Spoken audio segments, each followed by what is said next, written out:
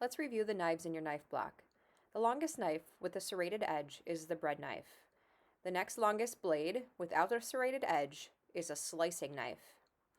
Another knife that's probably just as long as the others, but with a wider blade, is the chef's knife.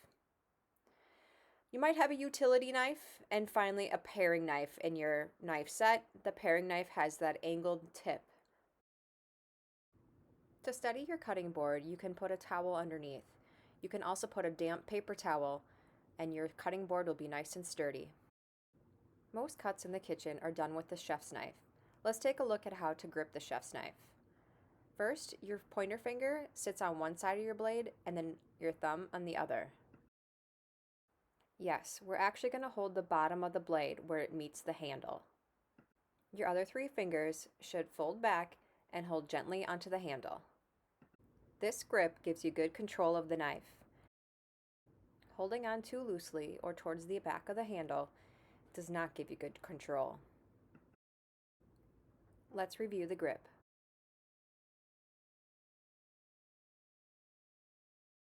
Now let's talk about the cutting motion. For the most part, the knife is going to stay connected to the cutting board. The back end of the knife, closest to the handle, is what's going to do the cutting. You want to make long presses forward with the back of the knife. Push the knife forward, making a rocking motion.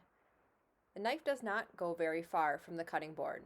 You definitely do not want to lift it up and down to chop.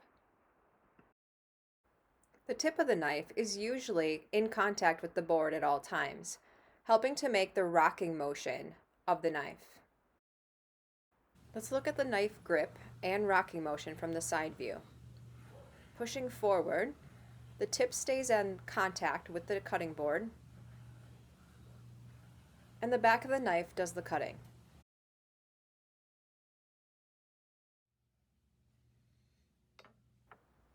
It's time to practice. If you don't have a chef's knife at home or you don't feel comfortable, you can use a butter knife. The grip won't be quite the same, but you can still practice putting your finger and your thumb on the end of the blade and wrapping your other three fingers down the handle.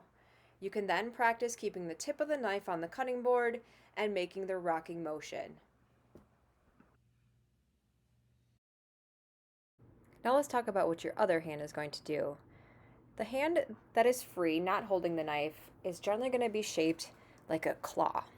That means you are going to tuck your fingertips in and your thumb, and they're actually going to be gripping the food while your knuckles stay flat and allow a spot for the knife to rest. Avoid having your fingers straight out. That can really cause some problems.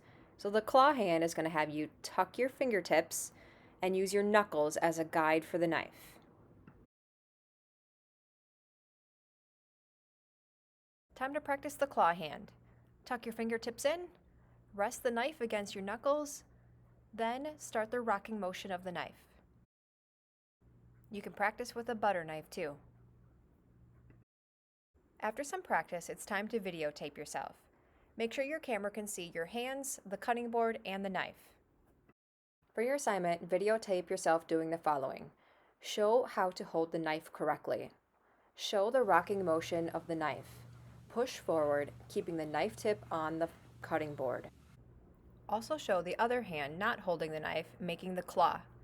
Show how the knife would rest against your knuckles. Cutting food for this step is not required. You can show the motions without food. The video should show you being safe in the following ways. Tie your hair back, roll up your sleeves, and wash your hands. Use a cutting board, put a towel underneath if necessary. When you're all done, submit your video to Schoology.